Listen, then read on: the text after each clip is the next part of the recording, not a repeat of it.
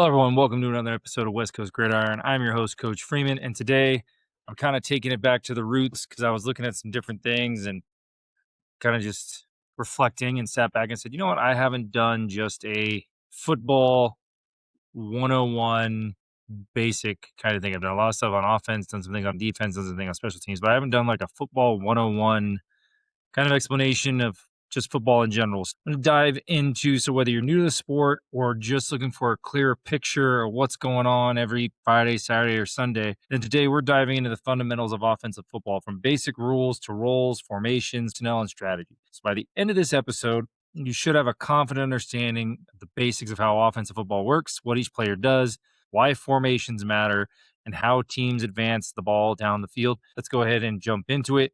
So this is kind of going to be a dumb question for some of you, but what is offense? The offense is the team with the ball. Their job is to advance it down the field and score points.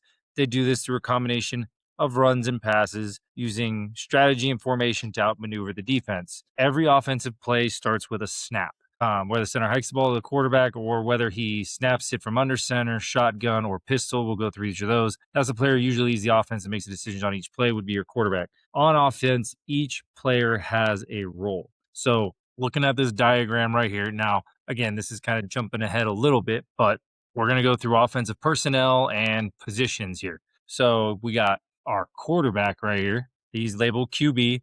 He's the leader of the offense. He receives the ball from the center, and he can hand it to a running back. He can run with it himself, throw a forward pass to a receiver. Now, there is only one forward pass is allowed per play, and it must be thrown from behind the line of scrimmage, which is highlighted by this blue line. This is the line of scrimmage. Usually the ball will be right there.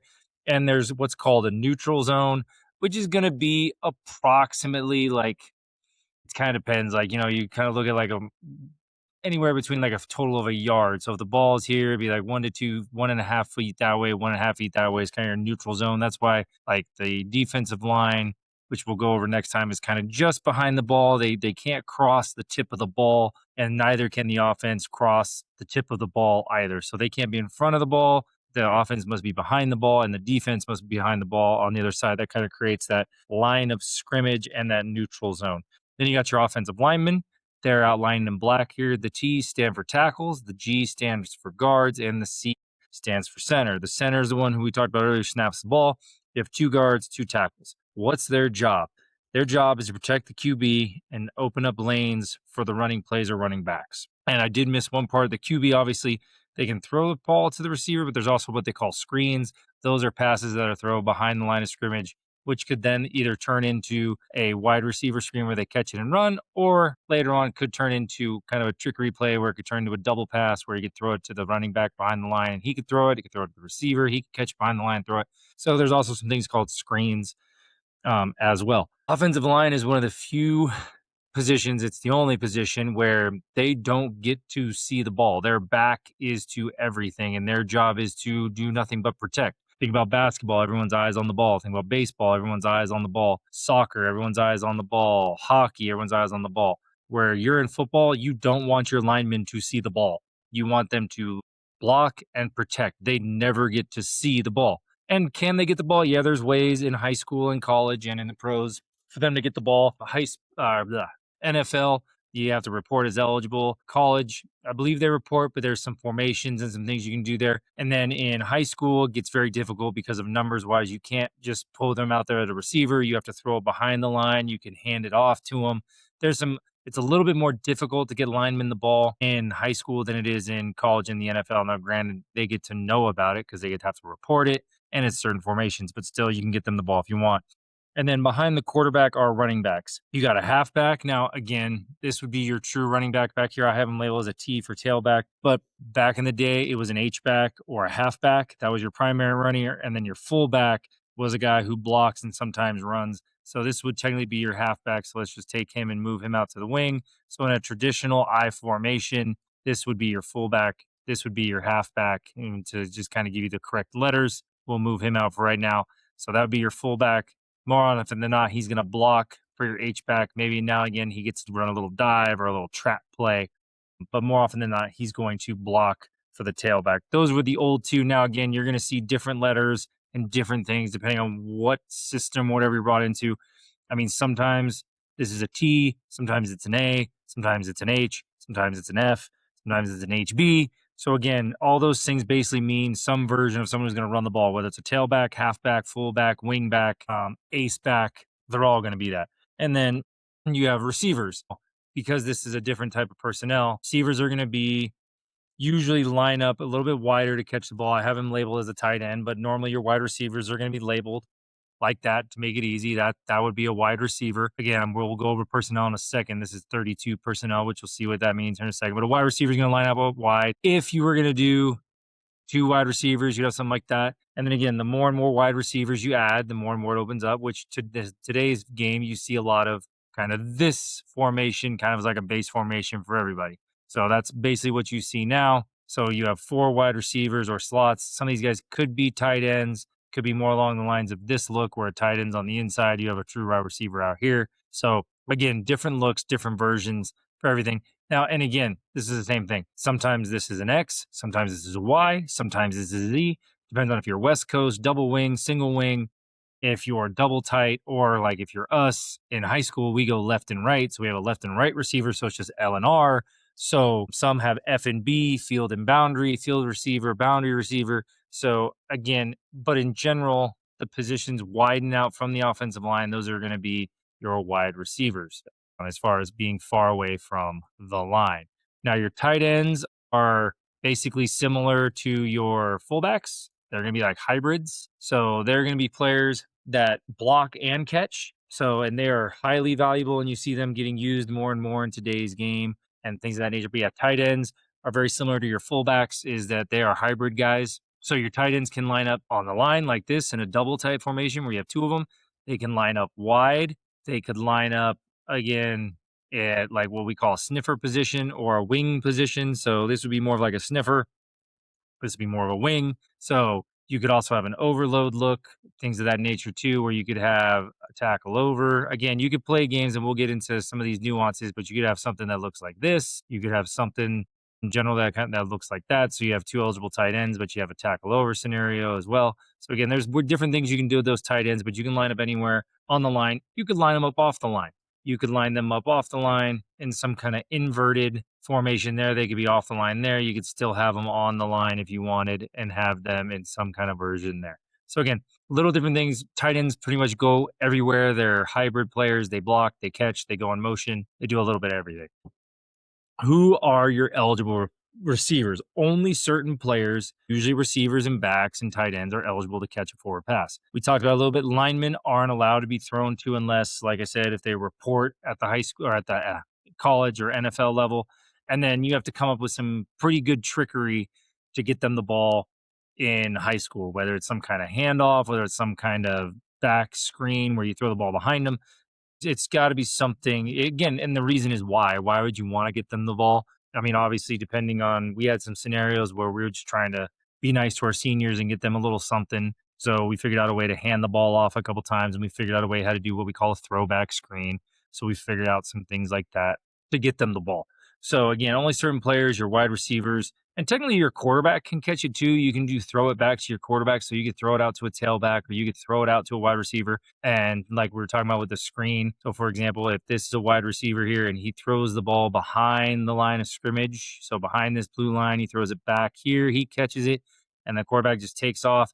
He could throw it all the way back to the quarterback. So the quarterback can catch a ball. You just got to figure out a way to scheme it. And again, why are you putting that in your offense? So offensive rules you should know. Before we talk formation and personnel, let's cover just a few essential rules that shape offensive play.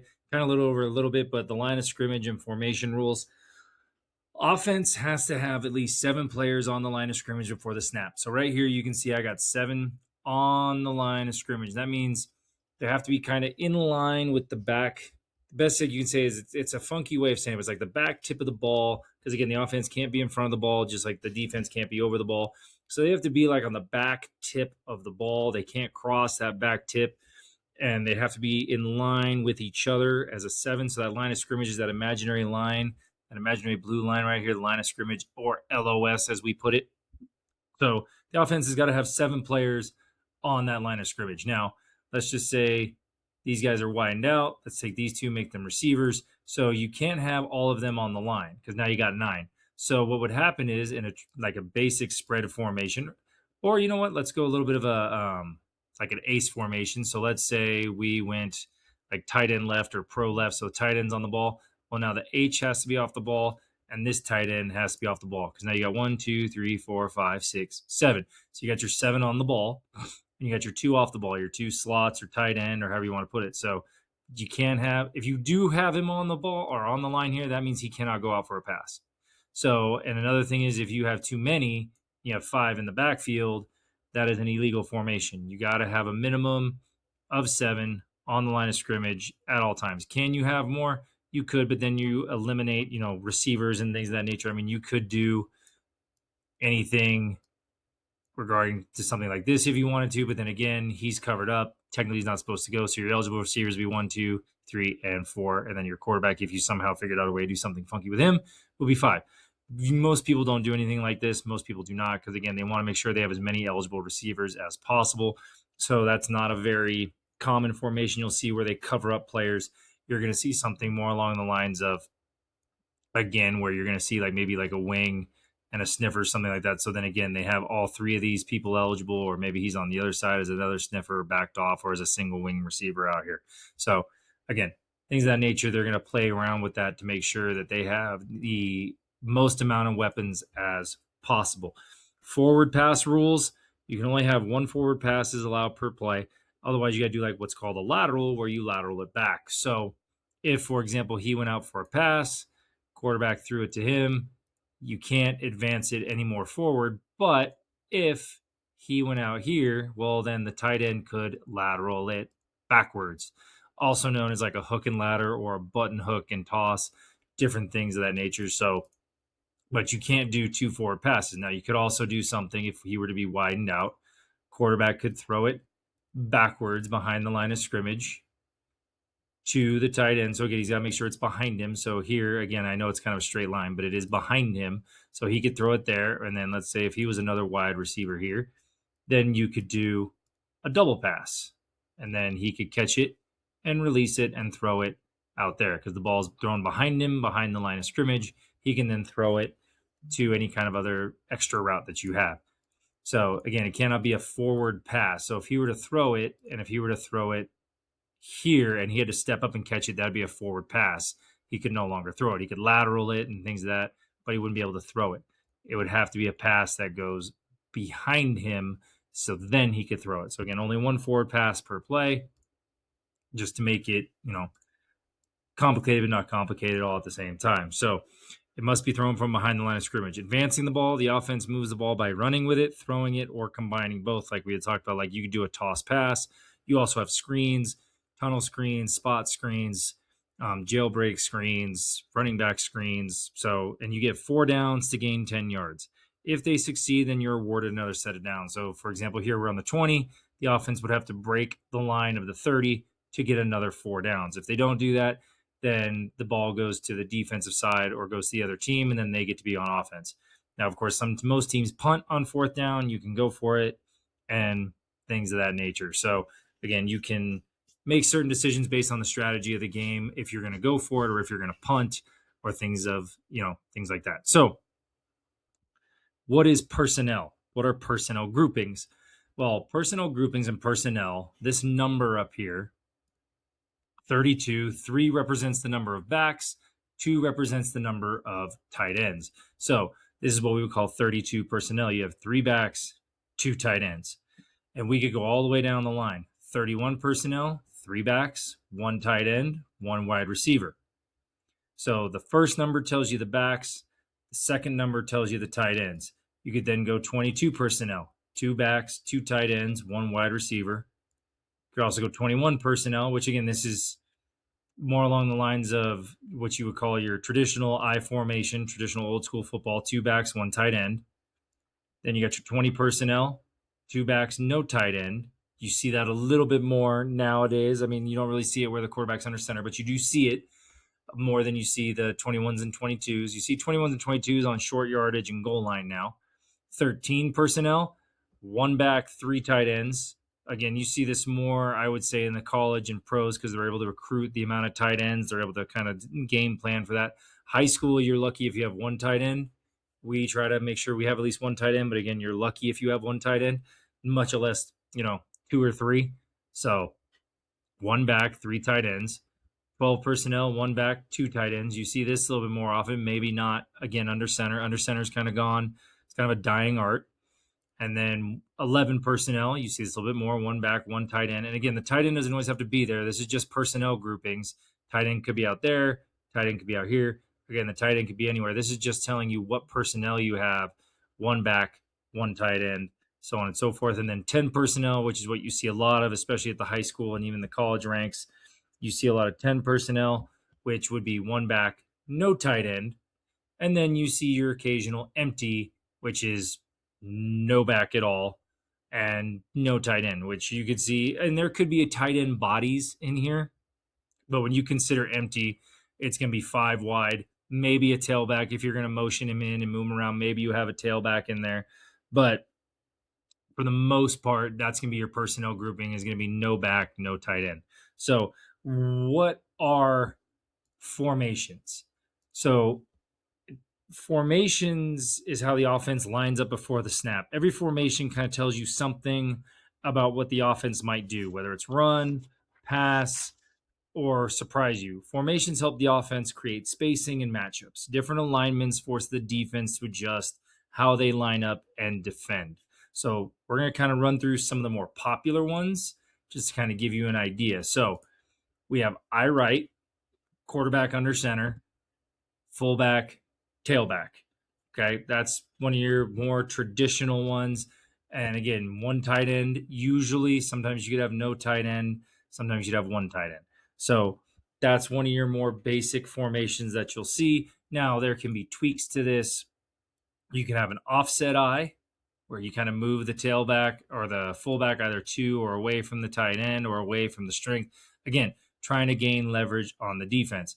You could also have your receiver on the other side if you wanted to. So you could also put all the receivers on the same side if you want to. The only problem is that's an unbalanced formation and your tight end would most likely be ineligible. But again, two backs, one tight end in an I right pro kind of scenario. And again, there's things you could tweak with this. And if you want the tight end eligible, then you go tackle over. And now you have a formation like that. Now you still have all 5 of your eligible receivers and you still have a run strength to this side. And you could also go opposite. So again, two backs, but general I right, traditional I right pro is going to look something like this. Our next formation is as old as it gets, and it's the old single wing. Now, I mean, some of you are also going to know this as like the old school Wildcat because I have a QB there, but usually it was the tailback because they were just snapping it to the tailback and he was going. Traditionally, unbalanced look. And again, what's the point of the single wing? It's misdirection and also, again, gaining a +1 advantage over the offense. So one thing I did forget to cover, which I do want to go back to really quick. I'm going to jump all the way back to here. So you saw these A, B, C's, and D's. These are the gaps. So in between the center and guard is a gap. It's on the side, doesn't matter. This is where an offense is trying to run the ball or is trying to attack when it comes to a run game. So, and then when it comes to a passing game, there's the flats, which is anywhere 5 yards behind and 5 yards ahead. There's kind of like the across the middle, which again, would anything be inside the safeties in this regard? So you have the flats, you have the hook to curl, which the hook zone is kind of on right anywhere between right to the hashes. You have the seams, which is basically what would be tight ends would attack going down the hash. That's called what they call a seam. So you have flats, you have middle of the field, you have the seams, and then you have the corners or the outside edge. Now, again, depending on what defensive front they're in, kind of tells you where you can attack passing game-wise, and what kind of front they're in can tell you what you can attack run game-wise. So if you see a lot of even front, so I'll take some of these guys and just move them. So an even front, for example, would be something looking like this. I'm just going to move some of these guys around. So you're going to have somebody in the C gap here. You're going to have somebody. So here, let's move them to where? So B gap, C gap, A gap, C gap. And then you're going to have somebody responsible for the D gap. Backer, safety responsible for that D gap. back are responsible for the A gap, back are responsible for the B gap. So you got to see which gap you want to attack, and then you set up your run game based off of that. So those are your gaps. Now, the A gap, obviously, you got your inside zones, you got your traps, got things that hit hard and your dives up the middle. You got your B and C gaps, which could be your power, counter. Also, it could be a little bit of your inside zone. And then your C and D game, well, and also depending on how you run wide zone, could be A to C gap as well. Wide zone is supposed to hit off the center, which is more of an A gap. But again, it all depends on what aiming point you're giving them on wide zone or outside zone. Outside zone is, again, you're reading more of like the tight ends, but wide zone, you're reading more of like the first guy past center to second guy past center to third guy past center. So it's a lot more reading when you're running your wide zone kind of stuff versus outside zone. But anyway, that's a whole nother debate. But A gap, B gap, C gap. Again, you can call this D gap. Most people just call this the edge or an outside run. So your jets, your tosses, your sweeps, your stretch plays, your toss plays, your jet sweeps. You can even consider technically your now screens or your tunnel screens or your bubble screens would be like D gap plays that attack the outside edge. So now going back to that single wing look, again, what are you trying to attack? You're trying to get the defense to overload, come back this way because you can run counter coming back this way if they overload. If they don't overload, then you got a numbers game going forward. You can run dive, you can run stretch, all kinds of things. So again, quarterback's under center. Fullback is usually directly behind him, or sorry, in the single wing. They're usually a little bit more of like a pistol, maybe a shotgun look. And again, that's usually traditionally that was a tailback. If you want to label a quarterback, it'd be right there. But I would say nowadays, this, if anyone's running a true single wing anymore, this is a quarterback, tailback, maybe fullback, tailback, and then a wing back with an overloaded line. Again, trying to get the defense to overcommit so you can get things coming back the other way. This then, of course, created the double wing, which you see sometimes here which again, this is like a 32 personnel, 3 backs, 2 tight ends, because these backs usually before a play, one is going to go in some kind of motion to, again, get the defense thinking. If you get the defense thinking, the goal is if you get the defense thinking, they're not making their reads, you're giving them eye candy. And again, you could fake a dive, hand a toss, or a stretch, or a counter, or a power. You do a couple different things. You could still also just run dive and run trap. And those are just plays where you hand it off and get straight up the field here.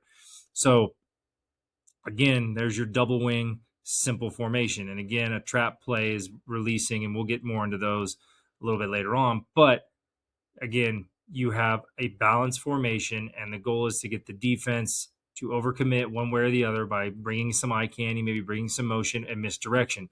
That's what makes the double wing, the single wing, and the wing T very difficult, because your quarterback usually does what's called a reverse pivot one way or the other. He turns his back, and then he plays a handoff game, or what you would say like a ball under the turtle shell, or a ball in a cup, or a card shuffling game. He's got his back turned. He knows who he's handing it to. The defense does not. They have to either try and read the line or read backs and figure out who he's handing the ball off to, or is he keeping it and then bailing out? So again, that's kind of the fun part about this offense, is that it is very high in misdirection. Defense has to be very well sound, has to make sure they're paying attention, making the correct reads, doing their job, because if you don't do your job and you over pursue the one way or the wrong way, they're hitting you with either some buck sweep, they're hitting you with some R-Jack, L-Jack, some dive, and stuff like that, because now they can get a +1 advantage because you didn't make the right key. So again, double wing can be very versatile. Again, and why are they running this? Maybe they don't have enough wide receivers. They have some more tight end bodies. So again, they fit their scheme to their personnel. So there's double wing. Then you got wing T, another one that's very, very, again, misdirection heavy. Because again, you can run the fullback dive. You could run the fullback dive and then hand it off to the tailback on like an ISO type play. And then you still have this wing where you can run some misdirection.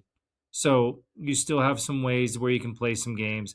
And I'm sorry, I did fail to mention also on this play, you have something that's called counter crisscross, where you could put this gentleman in motion, hand it off to him, and then he comes back around. Then you get another handoff and a nice little lead up the middle. So again, a lot of misdirection, a lot of fun things you can do run game-wise. Pass game-wise, a little limited just because of where everybody's at. It's tight, it's in, and it's very run-heavy. It'd be a lot more play action, boot, naked boots. I'd be a lot heavy on those when it comes to these. And then wing T, again, very similar thing. Misdirection, quarterback turns his back. Where's the ball going? What's the icing on the cake? What's the wide receiver doing? What are these two backs doing? Where's the handoff? What's my read? So a lot of different things going on that can trick a defense and give you a +1 advantage. Because again, you're looking for numbers, grass, leverage, or numbers, leverage, grass, depending on what order you prioritize this in. Everyone's always looking for numbers, so that's always number one. Number two, I'd be looking for leverage. Number three, I'm looking for grass. So do I have the numbers of this side? Fine, I'm running there. Do I have the leverage based on their defensive front? Maybe they're in more of like an under front for some weird reason, and I can get 1, 2, 3 on a down block and a pull and get a fourth guy on leverage. Or is there grass over here because they under rotated and they're still back, or they over rotated, now there's grass back here, and I can run a pitch or a toss and get these two lead blocking because they over rotated and now they're trying to take care of this side, and now we can come back to the other way. So again, what does that formation look like? What is it trying to attack? What is it providing? Gun T, which you see now, is what's morphed from the wing T. The only thing I would say I personally don't like about the gun T is it kind of takes out the hiding factor, because the QB's here and now he's got to hold the ball out. So there's really no hiding the ball. He can't really turn around. If he was pistol, which I've seen some teams start to get to, which I'll talk about here in a second, now he can turn around and still kind of hide some stuff. But in true shotgun T, or gun T as they call it, there's not a lot of hiding in him turning around and giving misdirection anymore like there used to be out of the old wing T formation. But again, same idea. Misdirection, you can motion him, but now you have some passing game and some RPO stuff you could do. Go buck sweep this way, run RPOs to this side. You can also have pre-snap reads. So it makes you a little bit more versatile, gets you to widen out the defense a little bit more and still run your gap scheme and your wing T and your misdirection plays with these two backs. Or if he's a tight end, whatever he is, you can run your misdirection with these two backs and have a passing game concept out the backside over here. So it gives you a lot more versatility. True shotgun. And again, with the true shotgun, quarterback is usually right about heels depth at 4.5 to 5. This is what we call sidecar, where the tailback is to the side. Again, a lot more wide open space, a lot more ability to a better view of the defense, more time to throw, and better protection against fast defenses. Pistol formation, again, like we kind of talked about with the gun T, quarterback's going to be somewhere maybe around 3, no deeper than 4 yards. Tailback's going to be right behind him. Again, allows for the RPO because now he can open up his hips. Or like I said, now if you're going to bring one of these guys in motion, again, your quarterback can now fully turn around, fake anything here, hand off here, or vice versa. Allows for a little bit more misdirection if you're going to run shotgun or even that gun T look like we had talked about. But again, pistol formation, this allows for a lot more of the RPO look. So if you're going to run zone left, you're going to turn and face this way. So again, if you're going to run zone left, he's going to face here. Tailback's going to come this way. You're going to have a mesh point, and he's going to read something out here. Now, whether he's reading to pull it and take off, or he's reading to throw it because you got a bubble concept, or maybe you got a stick concept where he's sitting here waiting for that back, or you got an out concept because, again, depending on what they're doing, you got a slant.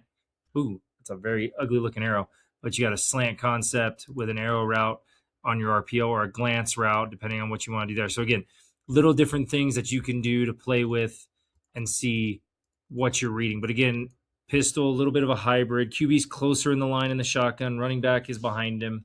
So makes it easier for the run read option plays where the quarterback reads the defense and decides to hand or keep the ball. Shotgun probably a little bit better if you're running true run pass option. But again, pistol, just another easy kind of way to run your read option plays, whether you're going to hand or keep it. And then, pistol, there we go. And then wildcat, so your wildcat plays, again, another version of that single wing, but you're going to have a tailback. The wildcat's a trickier formation. The ball snapped directly to a runner, not a QB. Surprises the defenses and usually leads. It's usually a running play. You can have some pass plays out of it, but for the most part, it's usually some style of running play. And out of the pistol, or my apologies, I was going to go back to empty. So again, out of the empty formations, It's more modern offense, often spread the defense with multiple receivers. You're going to hear terms like empty backfield, no running backs, all receivers, single back, only one running back in the backfield. So again, you can have an empty formation. There's a single back formation, or you can have a true empty formation out of the gun. You're really not going to run pistol because there's no reason to have a tailback behind you unless you're going to motion him or somebody back into the backfield. So again, empty formation, really trying to spread people out. And again, the empties usually got nobody in the backfield. Now, what you do with this, you could play so many different kinds of games. You can do some kind of bunch looks here. You could do a true quads look, have a diamond formation out there. You could do a version of quads where you have everybody to one side, minus one back. Now, again, if you do this, the only trick is you might want to do something more along the lines of this, so you still have 5 eligible wide receivers. Again, you'll have seen Alabama and New England do stuff like this. They throw a tackle out here, make him look like he's going to do something. I mean, maybe they can run a screen out of this, but you still have your 1, 2, 3, 4, 5 options. Now, maybe he's a tight end, not a wide receiver. But again, that's also a way to kind of get the defenses thinking and looking, wait, where'd everybody go? We got 4 over here. We got none over here. They got to rotate quickly. And then maybe you motion the back out, and now they're all discombobulated because now you're in your true and empty look. So again, trying to find numbers, grass, and leverage. So that brings us into our next segment of just putting it all together. So who's on offense? What rules govern them? How formations affect strategy? In real games, teams mix all of these formations fluidly to keep defenses guessing. They'll adjust based on the score, down and distance, and personnel strengths. For example, on a short yard, you might see an I formation. On a long third down, you might see a shotgun or a spread. So if you're like a pro style offense, or in this day and age, I mean, for the most of the part, like when I see high school teams play, is you're going to see, as far as high school goes, you're going to see a lot of what I would say this formation, whether it's pistol or not. You're going to see more of this shotgun look here. You're going to see a lot of that on just normal plays. You're going to see maybe some kind of version of this on short yardage. And it could be that. It could be double tight. For us, we ran a version of the T where we had all 3 backs in the backfield, and we ran some power. We ran some power look. We ran some down kick. We ran some stuff like that. So again, you're going to see a little mixture here and there. And the point of that is just to, again, find numbers, grass, and leverage. So I hope that helped as some football 101. I hope now you feel a little bit more confident when you hear commentators talk about personnel, formations, and offensive strategy. Next time you watch a game, pay attention to how the offense lines up and why they choose certain formations.